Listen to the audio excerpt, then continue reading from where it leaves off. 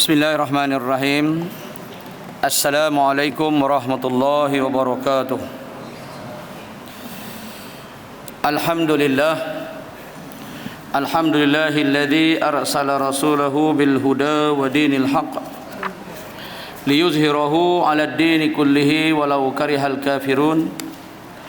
Asyhadu an la ilaha illallah wahdahu la syarikalah wa asyhadu anna sayyidana Muhammadan abduhu wa rasuluhu wa man ittaba'ahu wa man walah. Subhanaka la ilma lana illa ma 'allamtana innaka antal alimul hakim. Rabbi shrah li sadri wa yassir li amri wa hlul 'uqdatam min lisani yafqahu qawli. Innal khairul kitabu kitabullah wa khairul huda hadun nabi Muhammadin sallallahu alaihi wasallam wa syarrul umuri muhdatsatiha wa kullu bid'atin dhalalah wa kullu dhalalatin finnar.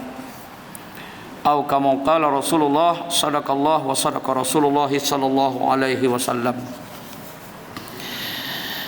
Yang dimuliakan lagi dirahmati Allah, tuan-tuan imam, barisan kepimpinan dan pengurusan masjid yang diketuai oleh Yang Mulia Datuk Pengurusi, Timbalan Pengurusi, ahli-ahli jawatan kuasa, para pegawai-pegawai masjid, seterusnya para asatizah muslimin dan muslimat jamaah Maghrib yang dirahmati Allah. Alhamdulillah, syukur kita kehadrat Allah Subhanahu wa taala, kita dipertemukan lagi pada tahun baru 2024 ini di dalam majlis ilmu. Setelah kita selesai mengerjakan salat fardu maghrib secara berjamaah, mudah-mudahan tahun ini mendatangkan kebahagiaan dan menambahkan lagi i'tiqad ketaatan kita kepada Allah Jalla wa Ala, insya-Allah. Alhamdulillah, kita dapat meneruskan lagi kehidupan kita dan mudah-mudahan Allah Ta'ala membuka peluang dan ruang untuk kita terus mengekalkan ibadah dan ketaatan kepadanya, sehingga kan kita memperolehi rahmat dan syafaat di dunia dan di negeri akhirat, insya-Allah. Selawat dan salam terhadap junjungan besar Nabi kita Muhammad sallallahu alaihi wasallam yang telah mendatangkan satu agama yang cukup sempurna, yaitu agama Islam. Dan agama ini kekal, ataupun agama ini telah bermula sejak kehadiran Nabi, yaitu bermula dengan Nabi Adam, dan syariat bermula dengan Nabi Nuh alaihi salam. Bermakna Islam ini bukan baru muncul pada zaman Nabi Musa, Nabi Isa, ataupun nabi-nabi yang kebelakang ini, tapi dia telah muncul semenjak bermulanya peradaban manusia. Cuma oleh kerana ketika itu tidak adalah agama yang begitu syumul, lengkap dengan peraturan, dengan halal haramnya dalam semua segenap segi, maka Islam tidak dinamakan pada ketika itu. Hanya dinamakan Hanif ataupun Tauhid, ataupun agama yang mengesahkan Allah. Jadi tuan-tuan yang dirahmati Allah, Islam ini agama yang telah bertapak cukup lama, dan kesemua para nabi salawatullah alaihim ajmain membawa agama Islam ini ataupun agama tauhid ini, dan tidak ada seorang nabi pun yang membawa agama selain daripada agama Islam. Kalaupun ada dakwaan membawa agama lain, itu adalah dakwaan daripada pengikut-pengikutnya, bukan daripada nabi. Kerana semua para nabi mengajak para umatnya untuk mengesahkan Tuhan, menyembah Tuhan yang menjadikan alam dan keseluruhan isi kandungannya. Jadi kita bersyukur tuan-tuan yang dirahmati Allah, karena kita berada dalam agama yang begitu lama. Kalau ikut catatan sejarah tuan-tuan, saya pernah cerita di sini dulu, agama-agama lama ni kebanyakan semua telah terhapus, telah terhakis, tak diamalkan lagi, tak ada penganutnya lagi, kecuali agama Islam sahaja. Begitu juga dengan bahasa kuno lama semua dah tak ada dah, kecuali bahasa Arab sahaja yang masih kekal. Di sini kita dapat melihat bahawa Allah Ta'ala mengekalkan agama Islam, walaupun agama ini dah bertapak begitu lama, Allah Ta'ala mengekalkan bahasa Arab, nak menunjukkan kebenaran di atas agama ini. Dan inilah juga bukti di masa akan datang pun agama ini tetap kekal dianuti oleh manusia walaupun manusia lain tidak menyukainya. Itu Allah sebut dalam surah As-Saff, terang-terang Allah kata, wallahu yutimmu nurihi walau karihal kafirun. Allah tetap akan menyempurnakan. Maknanya agama ini akan sampai ke negeri akhirat. Apakah sampai ke penghujung dunia walaupun orang-orang kafir tidak menyukainya. Jadi kita bersyukur berada di atas agama yang suci, murni, dan agama yang sudah tentunya membawa kepada kebenaran dan juga syurga. Itu tuan-tuan yang dirahmati Allah. Dalam kuliah di surau 14 saya dah sebut bahawa kita sebenarnya berada dalam gedung emas. Agama kita ni seolah-olah macam gedung emas. Sebab apa saya kata macam tu? Sebab agama kita menawar begitu banyak kelebihan, begitu banyak pahala. Buat sikit dapat pahala begitu banyak. Maknanya seolah-olah macam kita duduk dalam gedung emas. Orang luar sana yang bukan Islam, mereka terpaksa kena cari dulu. Kita tak perlu cari dah, ada dah, duduk dalam gedung emas dah. Kita buat sikit je, kita boleh dapat dia punya imbalan ataupun imbuhan yang begitu banyak, kan? Jadi orang yang bijak, dia akan memastikan keberadaannya di dalam gedung emas tadi dipergunakan dengan sebaik mungkin, dan tidak akan mensia-siakan walaupun sesaat. Sebab apa tuan-tuan? Tidak ada agama yang menawarkan pahala begitu banyak melainkan agama Islam. Buat satu dapat 10, buat satu benda dapat pahala seperti mana pahala haji dan pahala umrah. Ni macam kita mari semayang ni tuan-tuan. Perasan atau tak perasan tuan-tuan? Cuba kita tengok berapa benda kita dah buat. Tapi kita jangan duk kira lah pula kan, jangan duk tik balik duk kira pula kan. Cuma nak cerita bila kita buat satu benda, sebenarnya banyak benda lain yang turut sama kita buat.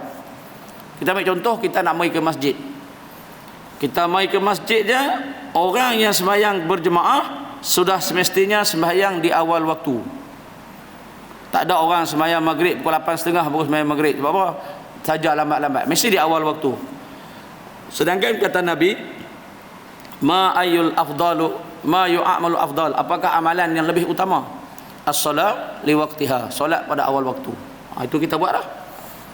Kemudian bila kita mai ke masjid pula, kita jumpa kawan, kita senyum, macam-macam lah kita buat, kan? Kita bertanya khabar, wala tuhqiran nabi ahadan wala tuhqiran nabil ma'ruf syai'an. Jangan kamu perkecilkan benda-benda kecil yang baik itu walaupun kecil. Walau ulqiya biwajhin akhaka bitolkin wajhin, walaupun sekadar kau bermanis muka dengan sahabat kamu. Kita dah buat dah satu benda. Kemudian lain-lain lagi, kita jawab azan, kita masuk langkah kaki kanan, kita baca doa, kita iktikaf, kita amin, kita kata takbir dengan imam. Itu semua adalah antara benda-benda yang kita dapat apabila kita melangkah kaki ke masjid. Dan itu semua bukan percuma-percuma, bukan free-free saja tu. Allah Ta'ala ganda limpahan kurniaan. Kita mai ke masjid, kita menderma, kita masukkan duit dalam tabung, itu semua kita dapat. Yang mana mungkin tak ada kot kalau kita buat tempat lain. Di rumah takkan kita nak derma, kan? Kita di rumah jarang kita qabliyah, ba'diyah, wirid pun jarang. Jadi kesemuanya itu sebenarnya kita dapat tuan-tuan. Sebab saya kata gedung pahala ataupun lumbung emas tadi tu. Cuma kadang-kadang oleh kerana manusia ini jenis tak ambil peduli, dia biarkan begitu sahaja. Emas itu diambil oleh orang lain. Akhirnya bila sampai satu masa baru dia rasa menyesal. Terutama apabila sudah berada di ambang kematian, sakaratul maut. Kan? Berada di ambang kematian barulah dia merasa. Tuan-tuan yang dirahmati Allah, secara sedar ataupun tidak sedar sebenarnya tuan-tuan, kita ni akan hidup di dalam kubur lebih lama daripada hidup atas dunia. Kita bayangkan orang yang mati 1000 tahun dahulu, mati zaman Portugis serang Melaka, kan, 15-11. Sekarang 2024, bayangkan berapa tahun dia hidup? Berapa tahun? Mungkin 60 tahun, 70 tahun, mungkin 80 tahun. Kalau dia berperang lagi mungkin 20 tahun. mati dah. Dia hidup, kita akan hidup dalam kubur lebih lama daripada hidup di atas dunia ni. Semua orang akan merasainya. Cuma saya nak bawa sini tuan-tuan, kita hidup atas dunia yang barang seketika ini pun kita pulun sehabis baik untuk menyediakan kemudahan untuk kita. Macam kita sekarang kan merasa nikmat kemudahan ni baru setahun 2 tahun, baru lepas pencen ni, baru apa semua, lepas tu dah mula dah hilang dah kita punya sedengar deria kesedapan, semua dah hilang dah. Nak hidup atas dunia ini pun kita pulun berhabis, apatah lagi kita nak hidup di negeri akhirat, yang di negeri kubur, alam kubur yang lebih lama. Jadi sebaik-baiknya kita kena 2 kali ganda berhabis untuk mendapat kesenangan di sana. Jadi itulah sebenarnya orang yang bijaksana yang akan memikirkan nasib dia di negeri barzakh, seterusnya negeri akhirat yang akan menjelma. Tak kira masa, tak kira pada siapa. Kematian dia adalah akhirat dia. Kematian dia adalah kiamat dia. Bila dia mati, wallahu ta'ala alam. Hanya Allah saja yang mengetahui. Kadang-kadang duk sihat bunyi mati. Kan? Hak sakit mati kita tak heran, sebab dia memang dia sakit. Tapi hak sihat mati pun yang itu yang kita heran, duk tengah-tengah sihat mati. Itulah maksud kiamat bagi seseorang itu, dan bersedialah kita untuk menghadapi alam seterusnya di negeri akhirat, iaitu alam kita menerima segala balasan yang kita buat di atas dunia ini. Baik tuan-tuan yang dirahmati Allah, alhamdulillah kita dapat sambung lagi pengajian kita dalam kitab Terhumban ke Kawah Neraka di awal Januari 2024 ini, dan kita sudah berada di penghujung-penghujung. Saya kira lebih kurang dalam 10 muka surat lagi tinggal. Saya bajet dalam bulan Januari lah habis kita punya kitab ini. Kemudian saya serahkanlah kepada jawatankuasa pengasas masjid untuk menentukan kitab yang mana yang kita akan gunakan untuk pengajian dan seterusnya. Jadi saya rasa insya-Allah dalam 2 kali perjumpaan lagi kita habislah kitab kita ini. Baik, qala musannif rahimahullahu taala wa nafa'na wa iyyakum bi ulumihi fi mudarani insyaallah minal aminin. Baik, kata pengarang kita berada di muka surat 150 pada bab yang menyatakan permintaan ahli neraka. Okey, permintaan ahli neraka. Baik, qala musannif rahimahullahu taala, Allah taala berfirman dalam surah Maryam ayat 39, a'udzubillahi minasyaitonir rajim, wa anzirhum yaumal hasrati idz qudiyal amr wa hum fi ghaflatin wa hum la yu'minun. Surah Maryam, surah yang menceritakan kisah keluarga Imran dan juga Siti Maryam mak Nabi Isa, dan juga sebahagian dari kisah-kisah Nabi Isa alaihi salam. Baik, dan berilah amaran wahai Muhammad, dan berilah amaran wahai Muhammad kepada umat manusia seluruhnya. Ini membuktikan bahawa Nabi kita dihadirkan untuk semua manusia, bukan kaum Arab, bukan ajam, bukan orang-orang tertentu. Dan dihadirkan Nabi kita ini untuk membawa syariat bagi semua manusia. Jadi ia menolak hujah yang mengatakan syariat Islam ini hanya sesuai di negeri Arab. Syariat Islam ini hanya sesuai untuk mereka yang tinggal di tempat-tempat panas, padang-padang pasir. Syariat Islam ini hanya sesuai dijalankan pada zaman naik unta, zaman lawan dengan pedang, contohnya kan. Tidak, kerana Nabi memang diutuskan untuk semua manusia dan setiap zaman. Jadi dia kata, berilah peringatan, berilah amaran wahai Muhammad sallallahu alaihi wasallam kepada umat manusia seluruhnya tentang hari penyesalan. Kan? Yaumal hasrati, hari penyesalan. Kenapa disebut hari penyesalan? Kerana manusia majoritinya akan menyesal pada ketika itu. Sebab apa menyesal? Yang beruntung ini sikit je, yang seronok sikit je, tak ramai. Kan? Sullatum minal awwalin wa qalilun minal akhirin. Maknanya sikit je orang-orang yang akan masuk syurga ini di kalangan orang-orang yang terakhir, generasi-generasi akhir. So kita ini insya-Allah mudah-mudahan masuk generasi yang akan masuk syurga. Dan sikit je dan majoriti daripada manusia akan menyesal. Mesti akan menyesal. Saya baca buku tuan-tuan, buku tajuk Kebangkitan Pahlawan-Pahlawan Melayu Nusantara. Jadi dia cerita kisah pahlawan-pahlawan kita lah.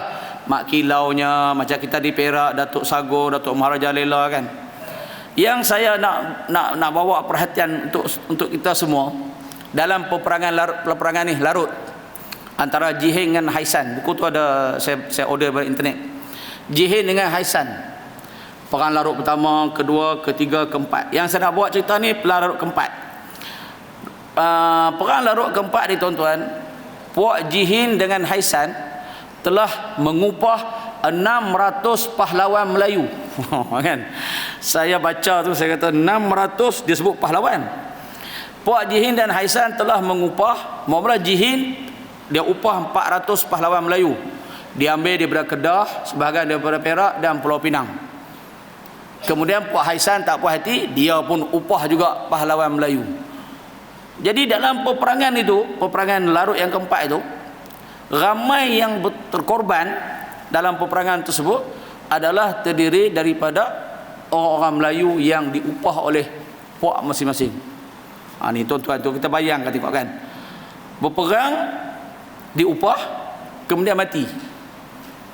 Kita bayangkan bagaimana ketika dia dibangkitkan di hadapan Tuhan, dia nak jawab apa? Hang mati pasal apa? Kalau mempertahankan tanah air, syahid kerana agama, syahid kerana keluarga, adalah dia punya kemegahan kita bila berhadapan dengan Tuhan nak jawab nanti. Kan? Ini mati sebab makan upah oleh kongsi gelap Jihin dengan Haisan. Ada buku di rumah. Saya baca tu menung saya seketika. Sebab dalam pertempuran itu ramai yang Melayu sama Melayu bertemu dalam perang kan. Satu geng Jihin, satu geng Haisan. Jadi bertempur punya masa mati. Dan ramai itu dikata sebutkan boleh dikatakan hampir keseluruhan pahlawan-pahlawan yang diupah tadi semua mati. Baik, saya duk bayangkan macam mana mereka nak menghadap Tuhan nanti bila mereka dibangkit dan ditanya oleh Allah Ta'ala atas sebab apa kamu mati. Ini saya kata ini disebut oleh pengarang kita hari penyesalan tadi. Itu baru satu contoh. Kan? Baru satu contoh yang boleh sama-sama kita mengiktibar. Lain, kita belum cerita yang lain lagi, yang mati racing, kan? Mati merempit nak menjawab di hadapan Tuhan. Maka itulah disebut hari penyesalan. Lepas tu kalau kita rujuk surah Al-Munafiq, ayat daripada ayat pertama ayat terakhir tu semua cerita orang munafik. Wa anfiqu mimma razaqnakum min qabli an ya'tiyakum ahadukumul maut, itu pun dia ceritakan perangai orang munafik. Dah dekat-dekat nak mati pun si munafik tadi dia akan angkat tangan minta ke Allah supaya ditangguhkan dia punya ajal dia. Sebab dia kata apa? Wa akum minas sadiqin wa akum minas salihin, dia kata. Fa asaddaqa wa akum minas salihin. Tangguh sekejaplah ajal kami, aku nak jadi orang yang rajin bersedekah dan nak jadi manusia yang soleh. Itu adalah janji orang-orang munafik. Pun Allah Ta'ala tidak membenarkan kerana ajal itu tetap. Tapi saya nak cerita di sini bagaimana hal keadaan orang munafik nak menjawab di hadapan Allah Ta'ala. So maknanya hari penyesalan ni wa anzirhum yaumal hasyrati ini ialah hari penyesalan kerana ramai manusia yang akan menyesal. Terutama saya suka sebut terutama orang Islam lah. Kita lah orang Islam sangat-sangat menyesal. Sebab apa? Duduk dalam lumbung emas, duduk dalam gudang pahala, tapi dia tak peduli ambil.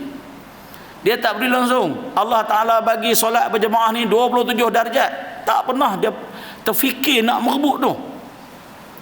Allah Ta'ala bagi siapa yang amin dengan imam, amin dengan imam tu, Allah Ta'ala bagi ampun dosa. Siapa yang angkat takbir bersama dengan imam dapat pelepasan sifat munafik dan hari kiamat neraka. Dia tak pernah terfikir untuk merebutnya. Balik-balik dia kata biarlah hampa pergi dulu, aku ikut belakang. Kan? I follow sampai ke hari ni tak sampai-sampai. Dia tak pernah merasa pun. Sedangkan orang luar dalam Islam tu, saya 30 orang kawan yang duk cerita pengalaman mereka dalam Islam tu. dalam agama luar. Masa saya di Sabah kan, dia cerita pengalaman sebelum depa masuk Islam tu, depa duk tengok gerak-geri kita orang Islam yang ni, depa heran. Hak Islam lah, hak Islam yang bagus lah, yang rajin pergi masjid. Dia kata tak manalah dia dapat duduk pulun tiap-tiap waktu mari ulang alik ke masjid ni. Bila dia masuk dalam Islam, dia jadi sebahagian daripada ahli dia, baru dia tahu dia punya nikmat dia.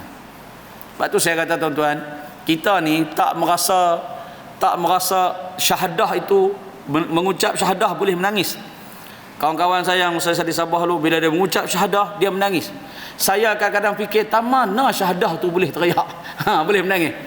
Cuba kita mengucap syahadah, ada tak perasaan nak menangis kita? Sebab kita dah asli, kita tak rasa tu dia punya erti syahadah yang sebenar tu. Sebab tu bila kawan-kawan cerita, bila saya mengucap syahadah rasa tenang, saya fikir balik, tak mana mereka tenang, sebab kita tak rasa lah, sebab kita memang keluar dah Islam dah. Tapi kalau kita duduk di luar Islam, tiba-tiba boleh mengucap syahadah. Tuan-tuan baca kisah Muhammad Ali kan, Klesus Clay kan, peninju yang tu. Tengok tuan-tuan baca masa kisah, sebaik saja dia mengucap syahadah macam mana. Dia rasa dia lepas syahadah tu tuan-tuan, dia nak angkat tangan tak boleh. Dia rasa anggota dia cukup lemah akibat daripada asyhadu alla yang dia ucap tu. Kita berapa kali syahadah mengucap tak terasa apa. Saya nak cerita ni bahawa nikmat syahadah tu adalah nikmat Islam itu yang kita ada, ramai orang tak peduli, akhirnya sampailah hari penyesalan kepada dia, kepada umat manusia seluruhnya tentang hari penyesalan, iaitu hari penyesalan itu iaitu hari diselesaikan perbicaraan perkara masing-masing pada mereka yang ingkar di dunia ini, berada dalam kelalaian, serta mereka pula tidak mahu beriman. Hari penyesalan kepada mereka yang tidak beriman dan mereka yang lalai dengan dunia. Kan? Kata Nabi, innad dunya halawatun muhdarah. Dunia ini halawah, manis dan menggiurkan dan sentiasa muda. Itu maksud Nabi. So mereka yang terlibat dengan dunia, yang lalai dengan dunia, yang ingkar, akan menghadapi hari penyesalan di negeri akhirat. Dalam riwayat yang lain pula, saat sesi hisab berlangsung, maut didatangkan pada hari kiamat dan diletakkan di atas titian sirat. Saat itu seluruh penghuni syurga, neraka dan juga ashabul a'raf. Ashabul a'raf ini mereka yang duduk tengah-tengah, dipanggil untuk menyaksikan peristiwa tersebut. Ini dia kata sini bukan yang duduk tengah-tengah. Ashabul a'raf dia kata apa? Iaitu orang yang terkemudian memasuki syurga, kerana pahala amalannya menyamai dengan dosa-dosa yang dilakukannya. Riwayat mengatakan salah seorang yang tergolong dalam kategori ini ialah orang yang berjihad fi sabilillah tapi berdosa kerana bercakap kasar dengan Allah, dengan ibunya. Tapi berdosa kerana bercakap kasar dengan ibunya. Perbuatannya itu menyebabkan kemurkaan Allah dan tertangguh sedikit untuk dimasukkan ke dalam syurga Allah. Samalah macam saya kata tadi, mereka duduk tengah-tengah. Tapi mereka ni orang baik-baik, orang yang dah nak masuk syurga dah, cuma ada sikit sebanyak kesilapan. Macam ni dia contoh, mati syahid. Mati memang kategori A lah, mati syahid ni kan, mati syahid, tapi dia bercakap kasar dengan maknya, dengan ibunya, maka ditangguhkan sekejap kemasukan dia ke dalam syurga. Macam kita lah, mati dalam keadaan meninggalkan hutang, mati bagus lah, husnul khatimah. Mati dalam keadaan tengah sembahyang, mati tengah sujud, mati tengah baca Quran, memang mati baik lah. Tapi ada hutang yang tak selesaikan lagi kan, maka kita tertangguh sekejap. Satu lagi kategori apa tuan-tuan? Kategori kita ni duduk dalam syurga, kemudian kita pergi ke neraka, lepas tu ada anak-anak kecil yang boleh jadi syafaat kat kita. Itu boleh juga. Maknanya kita ni memang kategori orang baik lah, orang baik, cuma miss sikit ke mana tu, dia masuk neraka. Tapi neraka tu bukanlah untuk kekal selama-lamanya, masuk sekadar untuk membersihkan dosa dia. Tiba-tiba dia ada anak kecil yang boleh bagi syafaat, Allah izinkan untuk bagi syafaat, maka daripada neraka tadi dia boleh lompat pergi ke syurga dengan syafaat anak kecil dia tadi itu. Tapi dia pun dah standby dah nak keluar dah. Kalau dalam penjara kita kata perol je lah, dah tunggu masa nak keluar dah. Dia buat baik sikit, daripada 2 minggu tinggal seminggu. Jadi dicepatkan. Itu juga antara orang yang diberi syafaat oleh Allah. Anak-anak kecil yang mati, ahli keluarga yang hafaz Al-Quran, itu di antara orang yang boleh diizinkan oleh Allah Ta'ala untuk beri syafaat. Tapi bukan kepada hak jenis sembahyang pun tak, puasa pun tak. Tiba-tiba dia kata tak apa, anak saya semua tahfiz ustaz. Kan? Itu tak lah. Ini hak kategori memang dia nak masuk syurganya, cuma tertangguh sikit je. Macam tadilah dia kata ashabul araf ialah orang yang dah mati dalam keadaan yang baik, pahala amalan dia banyak, cuma dia ada silap sikit, iaitu berkasar dengan ibunya.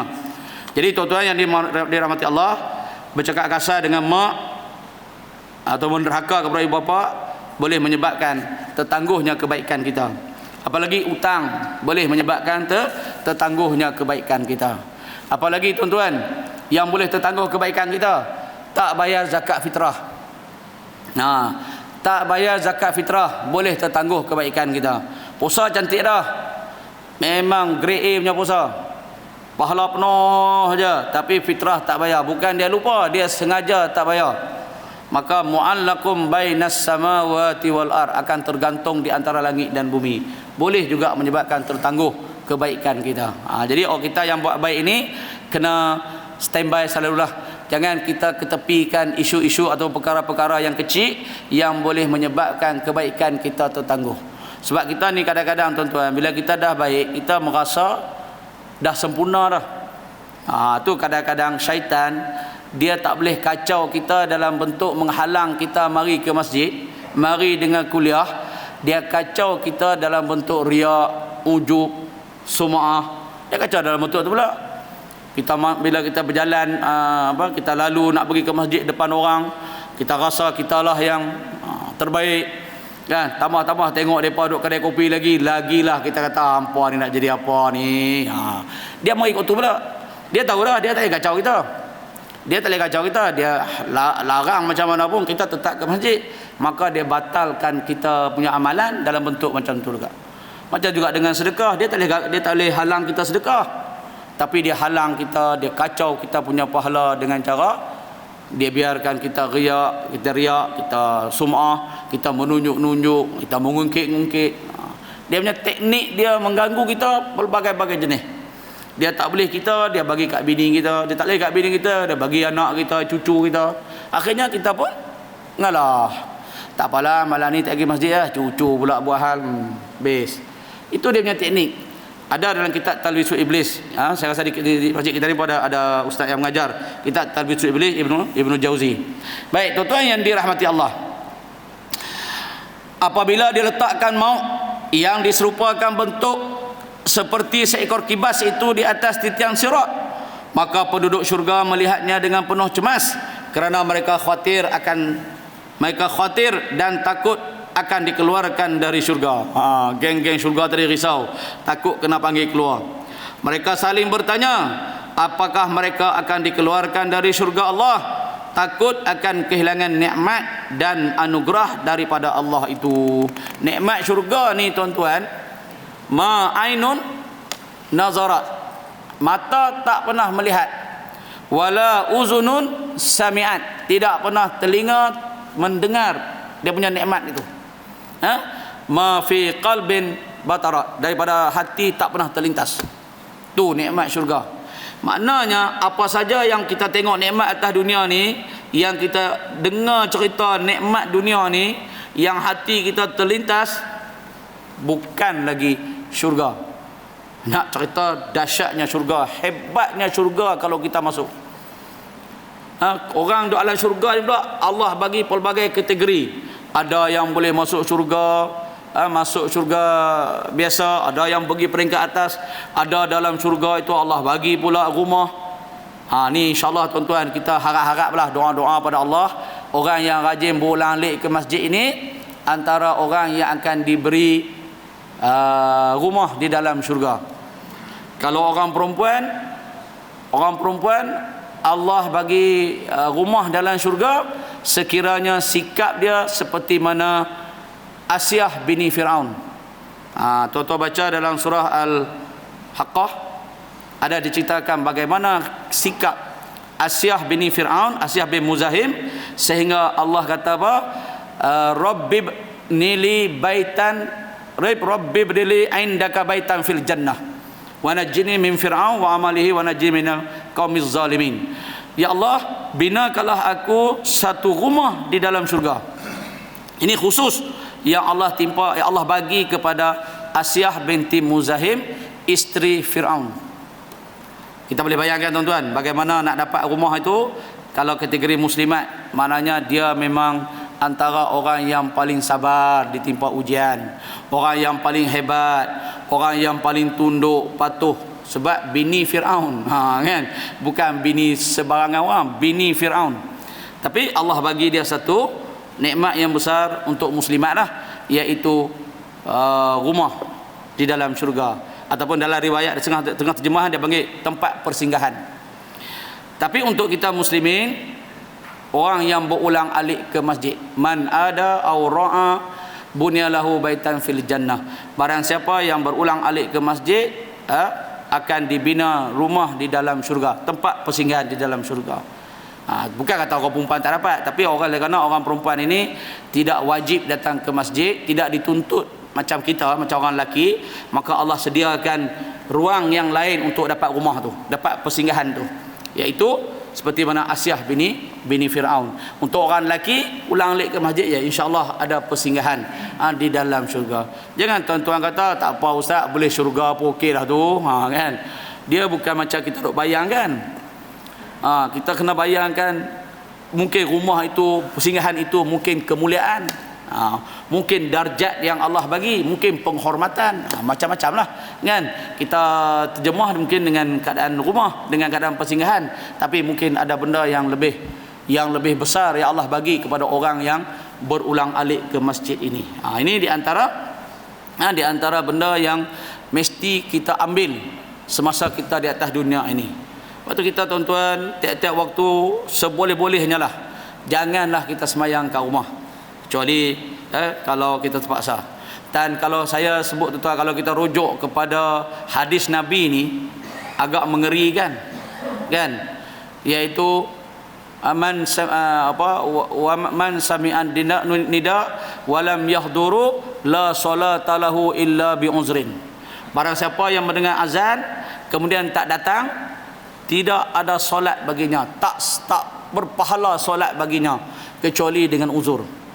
Kalau kita dengar hadis ni tuan-tuan, walaupun hadis ni ada sedikit perbincangan, kalau kita dengar hadis ni tuan-tuan, siapa sembahyang kat rumah tanpa uzur, dalam keadaan dia mendengar azan, zaman lah ni dengar azan 10 km, sebab apa? Speaker, maka solatnya tidak dikira berpahala. Dia isu dia tuan-tuan, bila solat kita tak berpahala, kita rasa seronok dengan kebaikan yang kita buat, kita rasa pahala kita banyak dah, dan kita tak risau masuk kubur, cek tengok apa pun tak ada. Kita pun heran, pasal apa ni aku atas dunia sembahyang, atas dunia derma, atas dunia sedekah, buat abadah, pasal apa langsung pahala tak ada. Itulah yang dibimbangi berlaku kepada kita. Itu tuan yang dirahmati Allah, sementara Allah bagi nikmat kesihatan, kelapangan ini, bagilah kita cari sedaya upaya mungkin untuk sembahyang di masjid bagi lelaki. La salata lahu itu, kalau setengah riwayat kata tidak ada pahala, setengah solat tu la salata lahu tidak sah. Tapi tidak sah itu tidak diterima sangat. Yang paling diterima ialah tidak ada berpahala akan solatnya, kosong, kan. Dia tak dapat apa, dia hanya dapat menunaikan tanggungjawab dia, tapi tak sah, tak berpahala. Baik, sementara itu para penduduk neraka pula bertempik kegirangan melihat hal keadaan itu. Penduduk syurga tadi susah hati, takut kena keluar. Penduduk neraka pula seronok melihat maut yang diletak di atas sirat tadi. Mereka menyangka bahawa mereka akan dikeluarkan dari neraka yang penuh azab tersebut. Namun ternyata tidak. Bahkan mereka disergah oleh Allah, lalu disembelihlah kibas tersebut seraya berkata, maka kekallah kamu di tempat kalian. Maknanya Allah nak bagi tahu maut tu, kematian itu makhluk. Jadi makhluk ini akan binasa. Ni kisah ni maut, mati itu sendiri makhluk. Macam malaikat Israel yang tukang cabut nyawa orang, dia sendiri pun akan dicabut nyawa dia juga, sebab dia makhluk. Asal makhluk semua binasa. So mati ini pun juga makhluk. Bila makhluk, selama ni kita duk mati kerana makhluk itu ambil nyawa kita melalui perantaraan malaikat Israel. Si mati tadi dia ambil nyawa kita melalui perantaraan malaikat Jibril. So mati adalah makhluk. Jadi Allah Ta'ala dia nak cerita si mati ni pun dia kena mati. Kan? Payah nak sebut. Mati pun kena mati. Sebab apa? Dia makhluk. Lalu Allah sembelihkan makhluk tadi, mati tadi di atas titian sirat tadi, nak cerita bahawa mati pun dah mati. Bila dah mati habis. Lepas ni tak ada lagi kematian. Mana ada kematian dua kali? Kan? Kita hidup alam barzakh, kita hidup alam rahim. Kita tak mati, kita hidup alam sana. Alam roh, alam rahim, alam dunia, mana ada kita mati. Lepas tu pindah ke alam barzakh. Bila kita pindah ke alam barzakh, barulah kita disebut mati. So mati ini disembelih oleh Allah Ta'ala di dalam di atas titian sirat, nak bagi tahu mati pun kena mati. Dan lepas mati tu tak ada dah, iaitu dia kata apa, maka kekallah kamu di tempat kalian. Maknanya yang syurga akan ke syurga, yang neraka akan kekal ke neraka. Duduklah di situ sehinggalah nasib yang menentukan. Orang Islam mungkin dia boleh keluar, yang kafir khalidina fiha abada, kekallah mereka sekaliannya di dalam tu. Tak ada peluang lagi. Raungan kuat kedengaran daripada para ahli neraka akibat hampa dan pilu. Geng-geng neraka tadi hak dia ingat boleh keluar, merasa sangat-sangat kecewa. Sedangkan ahli syurga terus sujud syukur kerana terus mendapat nikmat dan anugerah daripada Allah. Ahli neraka pun seronoklah kerana mereka kekal di dalam syurga. Duduklah mereka berbahagia di sana, di dalam syurga. Satu lagi bentuk keadaan yang akan berlaku pada hari-hari terakhir di neraka Allah. Allah mencipta satu bentuk permainan. Ia bertujuan untuk mengejek dan menghina orang yang ketika hayat mereka di dunia dahulu sering menghina dan mempermainkan ayat-ayat Allah. Allah buat satu permainan. Perkara ini jelas sebagaimana firman Allah, Allahu yastahzi'u bihim wa yamudduhum fi tughyanihim ya'mahun. Allah membalas, memperolok-olok dan membiarkan mereka meraba-raba dalam kesesatan mereka yang melampaui batas. Ini ayat ini sebelum daripada wa idza laqul ladzina kafaru wa idza laqul ladzi qalu amanna wa hum la yu'minun, kan? Yang ayat itu. Ayat itu maknanya orang-orang kafir ini, orang-orang munafik ini, dia pergi ke orang Islam, dia mengaku beriman dengan Allah dan Rasul. Kemudian bila balik kat puak dia kata apa? Kami memperolok-olokkan. Memperolok. Lalu Allah balas, sebenarnya Allahu yastahzi'u bihim, Allah lah yang memperolokkan mereka. Macam ayat wa makaru wa makarallah wallahu khairul makirin. Mereka merancang, Allah merancang. Mereka itu orang Yahudi, merancang nak bunuh Nabi Isa dan nak musnahkan agama. Tapi Allah perancang juga, Allah sebaik-baik perancangan. Mereka ini memperolok. Mereka pergi jumpa dengan orang Islam, mengaku orang beriman. Kan? Kemudian balik ke tempat mereka, mereka tak beriman pun. Mereka kata saja kami nak memperolok-olokkan orang-orang yang beriman. Ayat ini turun ketika orang-orang Quraisy bawa seorang untuk ditukar dengan Nabi.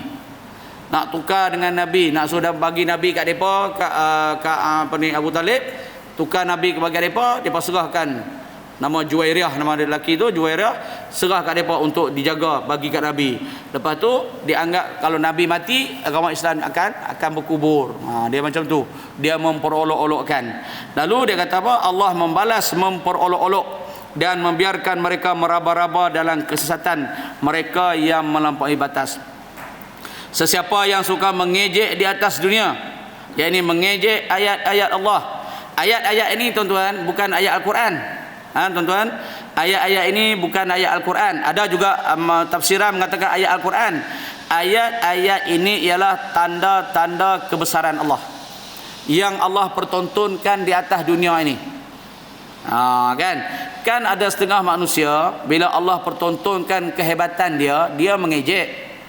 Dia kata Allah, benda kecil je pun dia ambil tak kisah. Sebab orang yang beriman, kita punya trademark kita, bukan dia tak boleh buat-buat, tapi dia mari dengan sendiri. Apa dia? Wa idza tuliyat alaihim ayatuhu zadathum imanan. Kan? Apabila dipertontonkan kepada mereka itu tanda-tanda kebesaran Allah. Mula-mula apa dia? Wa idza dzukirallah wajilat qulubuhum. Disebut nama Allah, orang beriman ini akan bergetar hati mereka. Sebab tu kita tengok ada orang subhanallah, masya Allah, Allah punya, dia punya bahasa dia tu kita menunjukkan dia punya kekaguman dia dengan Allah Ta'ala.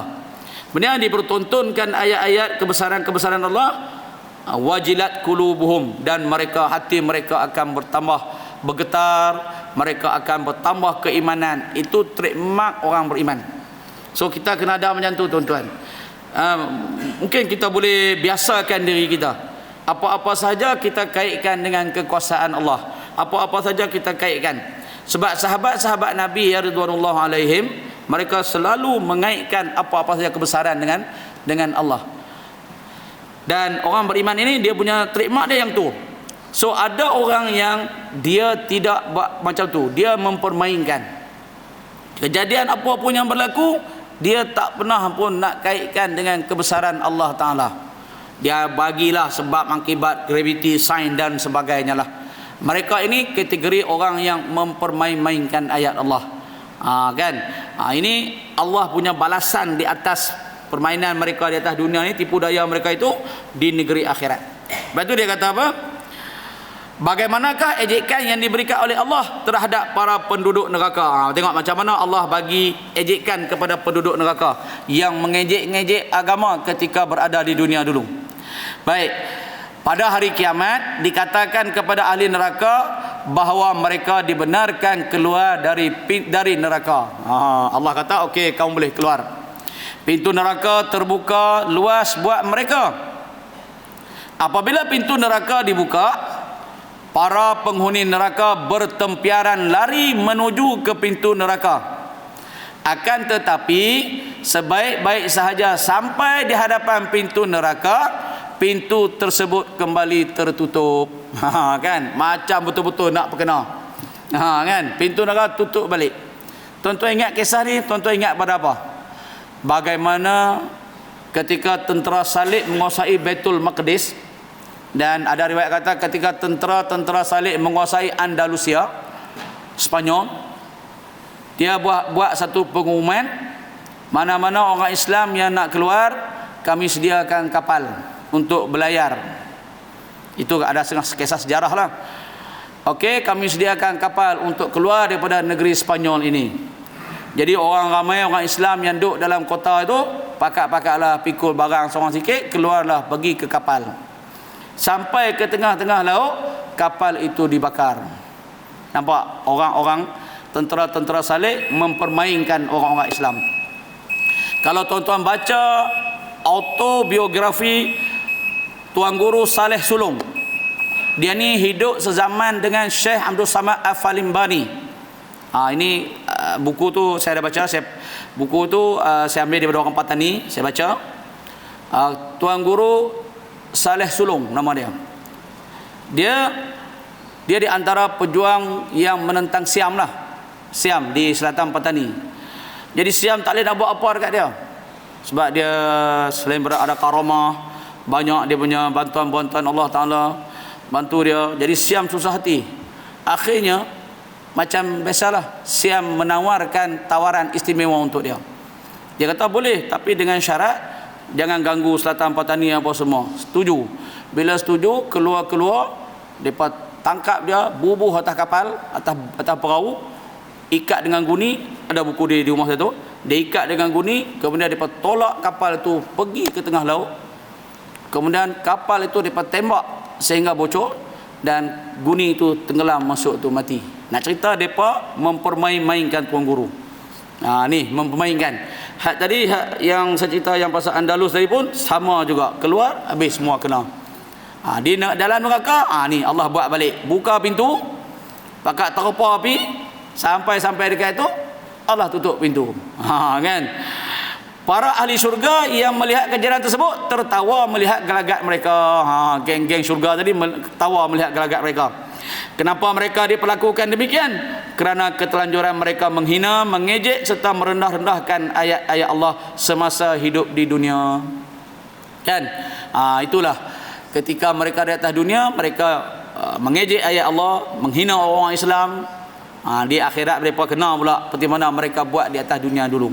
Perkara ini jelas sebagaimana firman Allah dalam surah Al-Mutaffifin ayat 36, ayat 34 hingga 36. InsyaAllah kita sambung pada perjumpaan kita akan datang, dan kita akan cuba tamatkanlah di perjumpaan kita yang terakhir di bulan Januari nanti, insyaAllah. Jadi setakat itulah untuk malam ini. Kita akan sambung berkaitan dengan penjelasan Allah tentang penghinaan Allah kepada penghuni neraka ini, insyaAllah. Iaitu kita akan sambung dalam surah Al-Mutaffifin ayat 34 dan 36.